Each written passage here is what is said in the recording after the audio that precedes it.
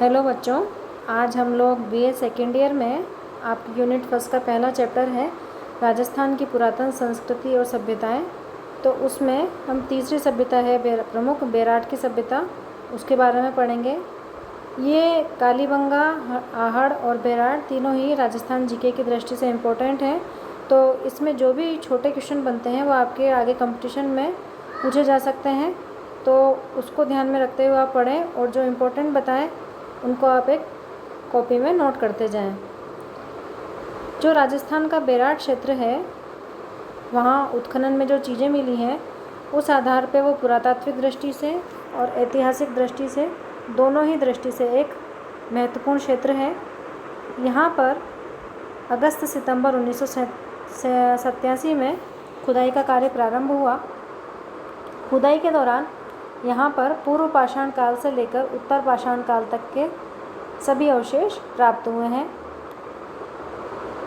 बेराट नगर मत्स्य राज्य का एक प्रमुख भाग था और इस मत्स्य जनपद की राजधानी होने के कारण इसका महत्व और अधिक बढ़ गया था।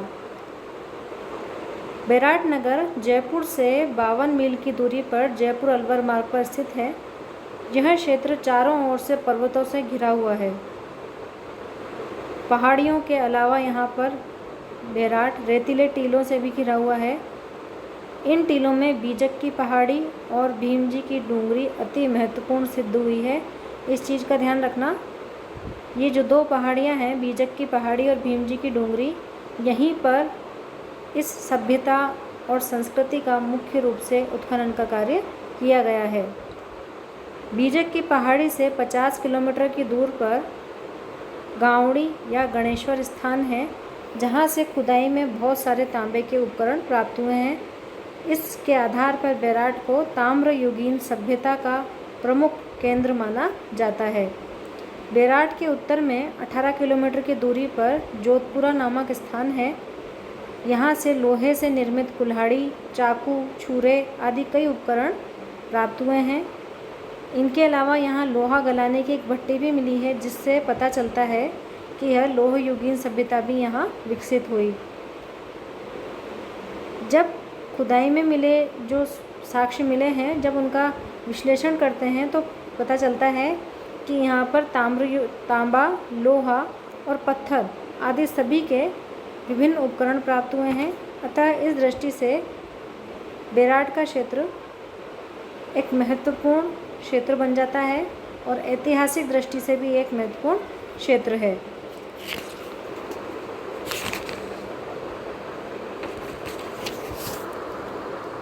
यहाँ पर ताम्रयुगीन सभ्यता तो विकास की चरम अवस्था पर थी, लेकिन इससे पूर्व यहाँ पाषाणकालीन सभ्यता भी फलीभूत या विकसित हुई। इसलिए बेराट को पुरातात्विक दृष्टि से भी महत्वपूर्ण माना जाता है। आदि मानव की शैल सभ्यता के यहाँ अवशेष मिले हैं और जिससे पता चलता है कि यह सभ्यता हजारों वर्ष पुरानी थी। यहाँ की पर्वतमालाओं में जो चित्र मिले हैं वो 1,50,000 से 4,000 वर्ष ईसा पूर्व के पुराने बताए जाते हैं। यहाँ पर कुछ प्राकृतिक गुफाएं भी मिली हैं, शरण स्थलियाँ थी एक तरह से, जो मौर्य काल में बौद्ध भिक्षुओं ने इनमें निवास किया। लेकिन ऐसा माना जाता है कि पूर्व पाषाण काल में आदि मानवों ने इन गुफाओं को अपने निवास के लिए बनाया और बाद में फिर मौर्य काल में बौद्ध भिक्षुओं ने इनमें निवास किया।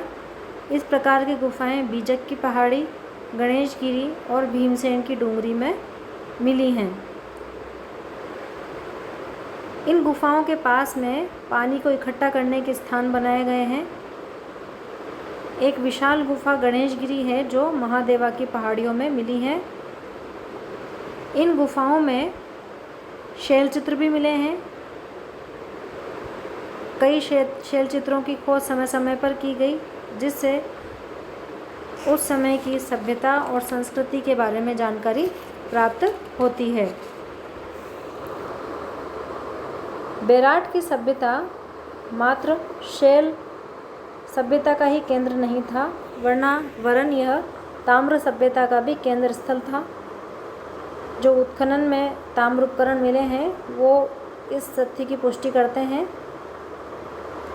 ताम्र सभ्यता की जानकारी सर्वप्रथम R.C. अग्रवाल को हुई यहाँ पर 1972-73 में, जब जोधपुरा में खुदाई का कार्य करवा रहे थे। तो उन्हें उस उत्खनन में उनको महाभारत के काल के 58 ताम्र के उपकरण प्राप्त हुए हैं, जो कई तरह के हैं, से बाणों के अगले भाग, बर्छे, चूड़ियाँ, अंगूठियाँ, कुल्हाड़ी, मछली पकड़ने के कांटे आदि कई तरह के। जोधपुरा में प्राप्त 60 ताम्र कुल्हाड़ियाँ भी थी, जिनकी धार काफ़ी तेज़ थी और इनकी माप लगभग 20 से 25 सेंटीमीटर के आसपास थी। शुद्ध रूप से ये तांबे के बनाए जाते थे। 3% के आसपास इसमें अन्य धातुओं का मिश्रण मिलाया जाता था। तांबे की चूड़ियाँ भी यहाँ पर कई संख्या में मिली हैं। ये चूड़ियाँ वैसी ही हैं जैसे कि मोहनजोदड़ो की नर्तकी के हाथों में मिली हैं।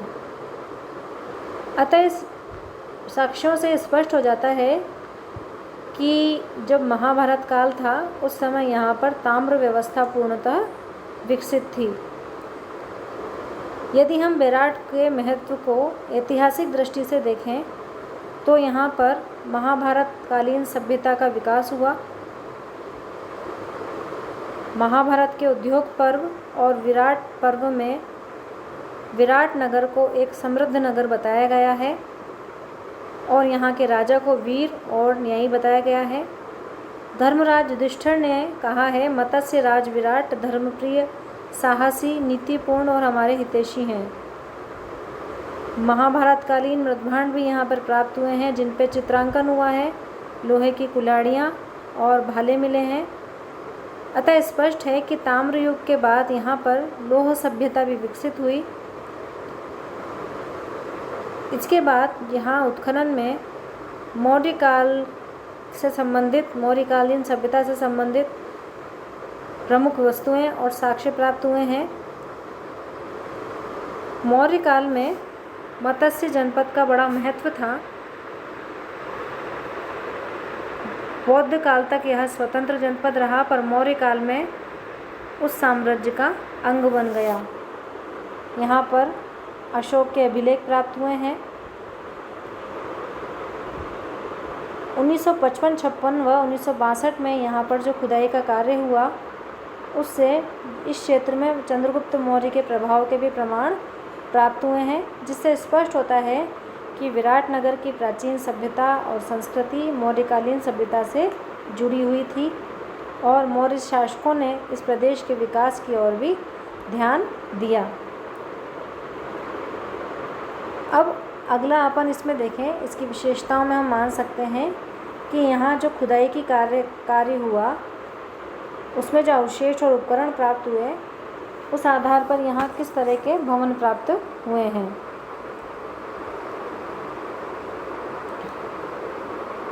बेराट में उत्खनन में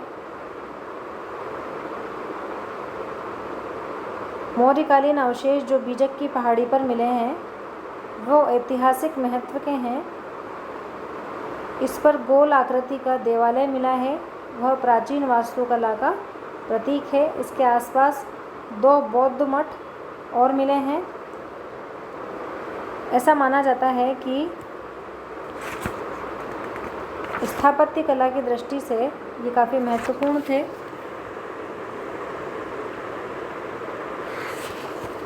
यहाँ की जो पहाड़ी हैं उन पर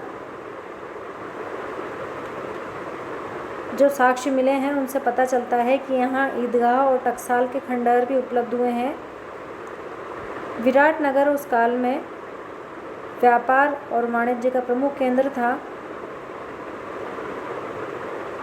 मुगल काल तक यह व्यापार और वाणिज्य का प्रमुख केंद्र था, क्योंकि यहाँ पर टकसाल थी और तांबे के सिक्के यहाँ ढलवाए जाते थे। 28 पंचमार्क की मुद्राएं यहाँ पर प्राप्त हुई हैं, जिससे पता चलता है कि यूनानी व्यापारी भी यहाँ व्यापार करने के लिए आते थे। बीजक की पहाड़ी पर सूती वस्त्र के साथ कुछ चांदी के सिक्के भी मिले हैं। इस समय का की सभ्यता स्थापत्य कला की दृष्टि से भी महत्वपूर्ण थी। भवनों के निर्माण में ईंटों का प्रयोग होता था। यहाँ पर खुदाई के कार्य में कई तरह की ईंटें प्राप्त हुई हैं, विभिन्न आकार की।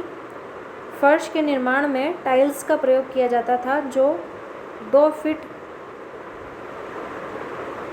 और 2 लंबी और 2 फीट 2 इंच चौड़ी थी।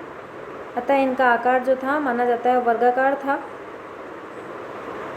यहाँ की कई जो उस समय की ईंटें थीं वो अभी भी अच्छी स्थिति में प्राप्त हुई हैं, जिससे पता चलता है कि ईंटों का निर्माण मजबूती से किया जाता था। यहाँ पर जो बौद्ध भिक्षुओं के निवास के लिए मठ बनाए जाते थे बच्चों, उसकी दीवारें 20 इंच चौड़ी थी और 6-7 कमरों के भवन यहाँ बनाए जाते थे। अवशेष मिले हैं उनके। इसके साथ ही यहाँ पर मौर्यकालीन अशोक स्तंभ भी मिला है, जो बीजक की पहाड़ी पर स्थित है। बीजक की पहाड़ी पर अशोक स्तंभ के कई टुकड़े मिले हैं, जिनका निर्माण चुनार के पत्थरों से किया गया है और पॉलिश हुई है उन पे। अशोक स्तंभ के अवशेषों में सिंह आकृति के भी पाषाण खंड प्राप्त हुए हैं। इससे स्पष्ट होता है कि बेराट में बौद्ध धर्म का प्रभाव था। यहाँ पर बौद्ध मठों के पास ही गोल मंदिर के अवशेष भी मिले हैं।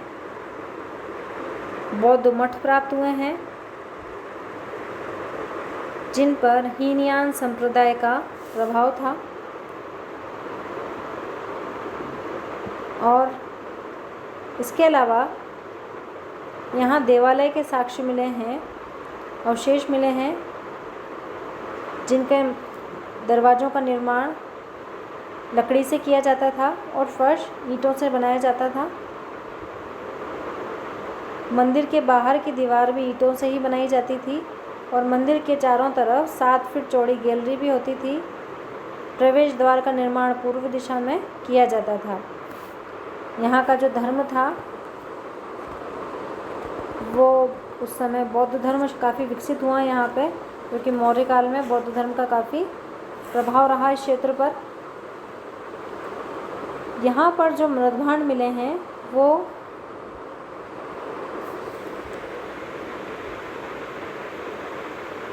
कई आकार के मृदभांड प्राप्त हुए हैं। घड़ों पर चित्रण का कार्य किया जाता था। अलंकरण में स्वास्तिक और त्रिरत्न चक्र के चिन्ह मिले हैं। इन मृदभांडों का काफ़ी महत्व था, क्योंकि इनका प्रयोग प्रत्येक व्यक्ति करता था। ये हजारों वर्ष तक नष्ट नहीं होते। हर संस्कृति के लोग अपने ढंग से मिट्टी के बर्तन बनाते थे।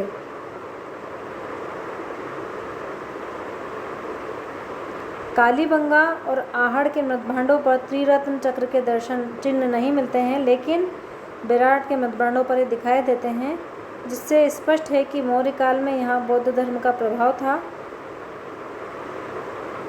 मृदभांडों के अलावा कई तरह के और मृदभांड भी मिले हैं,